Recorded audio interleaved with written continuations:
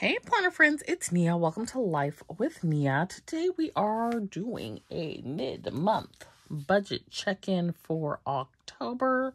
No cash unstuffing this month. I'm gonna hold on to my little bit of cash for the moment. So I'm just trying to check off what's been paid. Okay, so let's take a look. We'll talk about income, expenses, business expenses, cash envelope, sinking funds, debt, savings, and goals. So, to start with, we're going to talk about taxes. Let's talk about taxes as well. So, to start with,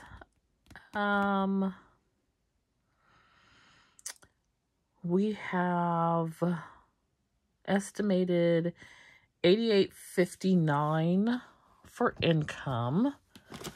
I did not add up where we were at, so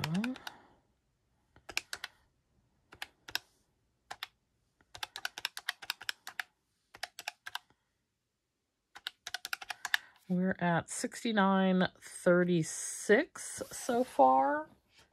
And that is $19.22 short. I honestly don't think I don't even think I'm gonna get half of that. So we are where we are. Okay, so income, $69.36 is where we're at. Let me write that in pencil, just so that I have it here for myself. Okay, so that's where we're at on income. I do still, hopefully we'll find some time to sell some items, but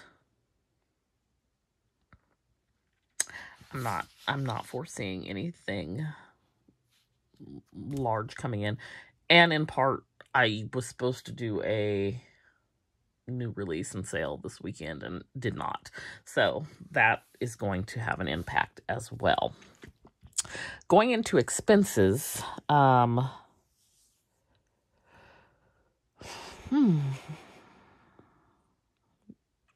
so we have, the expenses are for the most part nothing out of the ordinary.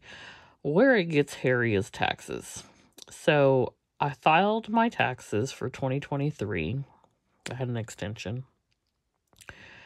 And it was a lot more than I thought it was going to be that I owed. So for federal, I owed $1,861. And for state, I owed $1,496. I paid those both online on the last day with a credit card. And then I paid to have them prepared and filed and all the things processed. So in total, it was $4,120, which I did not have. I thought about pulling from my emergency fund, but that would have been a lot to take out of my emergency fund. And it would have left me in a place where I'm not comfortable with my emergency fund. And I also am taking Petey to the doctor next weekend, so I don't know how much that's going to cost, but it will come out of my emergency fund. Also, if you're new here, I also look at my emergency fund as an opportunity fund. So some things that may not necessarily be considered an emergency per se, I may still use my emergency fund for. Anytime he goes to the doctor, I use that fund to take care of his needs. He does have a separate fund, but there's never enough in that fund to cover the cost of his care. So, anyway, I feel some kind of way about these taxes, y'all, because I paid my quarterly taxes plus extra. So in total, that was about $5,200. I paid taxes out of my paycheck. I believe the total just for federal taxes, not for, I live in a high tax state as well in California, but just for federal tax, I think I paid around $18,000. And I am not a high income earner. People may think I am. I'm not. Y'all see my take home. It is $5,400 after everybody gets part of it. So I think my adjusted gross was like low 80, which is not bad per se. I'm very grateful. Don't get me wrong, but I don't understand. How do you pay? How? So I'm gonna get on a little political soapbox for just a moment, but a certain person's tax plan that was changed while they were in office and is what we are using today was not beneficial to the middle class, which is what I am. I have paid more in taxes since that was implemented than I previously paid. So I don't know. Like, where is it helpful? Where we make $1, 20 cents of it is kept from our paycheck. We get 80 cents. Then you go to the store where I live, tax is 10%. So I lost another 10% on the groceries. Or we have all these taxes on like gas, and just everything is so, we're taxed so heavily that there is it feels like there's nothing left. And this is why, in part, I want to leave, because you can never get ahead. That is how I feel quite frequently. Like, I can never get ahead. The thought of like buying a house, I'm over that, because one, I feel like I've lost so much time renting and being in the same house. I think I've been here like 17 years. I could freaking own this house had I had the money then. It's just like the goalpost keeps moving, right? Had I had the money then, well, I didn't have it then and I don't have it now. The house has gone up in like $400,000 in 17 years. I still can't afford it. I'd probably have to make $200,000, and good gosh, that would mean I'd probably have to make about $300,000 because I would be taxed so heavily on it. It's like you cannot win. This is not a situation where you're ever going to be able to win. So, anyways, I also am a single person with no children, so no house, so I don't have those write-offs. So that plays a part as well, I'm sure. Petey doesn't have a social security number, so here we are. And I just anyways, I put that $4,120 on a credit card because that one bought me at least 30 days to think about what I want to do. But that was really the only way I could see paying for it, other than wiping out something, which I wasn't going to do. So, anyways, not looking for advice, just sharing with y'all what it is. So I'm feeling a little defeated this month. I also I have slacked off on contributing to my Roth and my solo 401k. I really need to work on contributing to the solo 401k. I don't want to contribute through work any more than I'm already contributing, because the investment options are really slim and they don't perform as well. So I would rather be able to select my own investments, which do extremely well, not to, toot my own horn or anything, but I am like up 20%. And is that sustainable all the time? Probably not, but I have some ETFs, and I also have some single stocks. Most people don't recommend buying single stocks. I am very comfortable investing in the stock market. I worked for a stock brokerage and did stock option trading for several companies for many years. So I'm very comfortable with that process. I know how to do advanced trading strategies. I know how to do options, and different things. So I'm fine with that. I can do better than the 10 funds that they give us at work. But if I'm not going to do it through work, then I need to be sure that I'm consistent in contributing to the solo 401k, which, whether it's the work or the solo 401k, those are both before tax options, and it should bring my income down, which should in turn help with the tax situation. Hopefully. I don't know. I've also made considerably less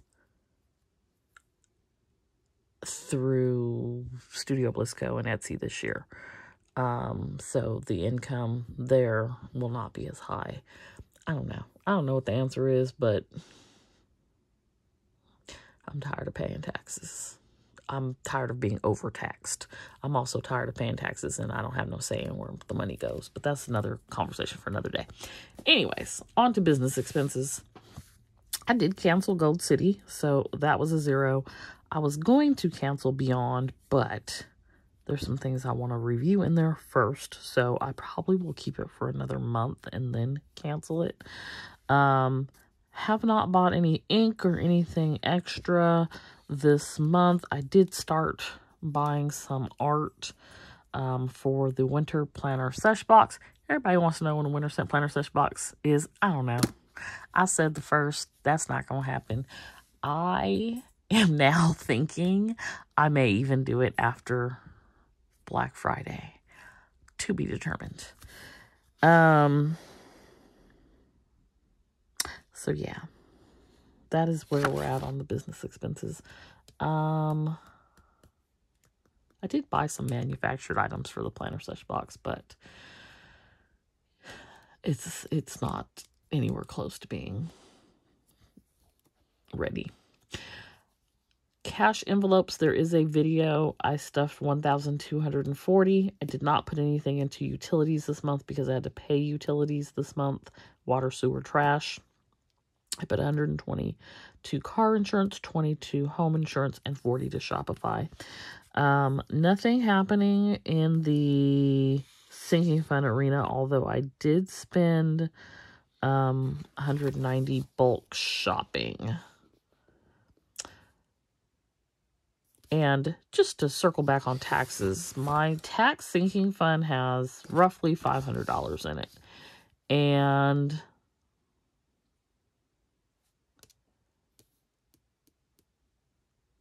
that goes towards the 4th quarter, which is due in January. So I didn't want to wipe that out and use any part of that to put towards these taxes. Just like, I do have a sinking fund for taxes, but last year I had a surplus, and so it actually worked out just fine.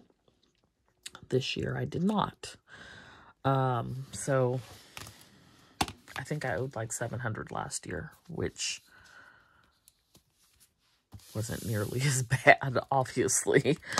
Okay, so debt. So we had, and this is just the focus debt, $6,791. The goal was to get down to $5,500, considering that I added 4,120. That is not going to happen. So now we are back over 10,000 at 10, 9, 11. I'm going to come up with a plan for this tax debt situation later. I'm not even thinking about it right now. So, Q4 focus. I did the taxes, and then I pulled some business data points, which is how I know that sales this year compared to last year are significantly lower. Okay, savings. We're on week 42. We have saved $683.70 so far, and the goal is $750. So we're on track there. We are tracking our expenses. I have not put anything into the 401k or the Roth, and I probably will not put anything into either of those this month. Just the way it's looking, there is no money. So next month, November, I am going to take off the top what I need to put. I don't know. It'll be a number, but I don't know what the number is going to be. I want to sit down and figure some things out first, because I'm probably going to up this from 500 to more than that, because I also want to retire in 7 years. Just, we ain't forgot about that. We have not forgotten about our nomad life. So, I was just thinking about that the other day, like,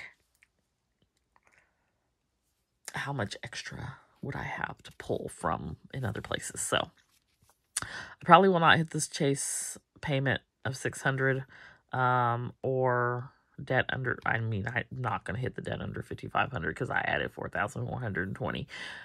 And, I don't think I'm going to be able to de-stash $500 worth of stuff.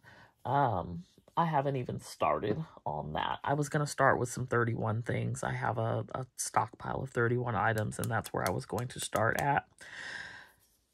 And I have not done that. So we'll see if I can get back to it. But that is where we're at mid-month. Come back here at the end of October, beginning of November, and we will close out October and see how everything shakes out at the end of the month. But let me know how your budget is going here in October. Be sure to hit that like button, and I'll see you back here next time. Bye.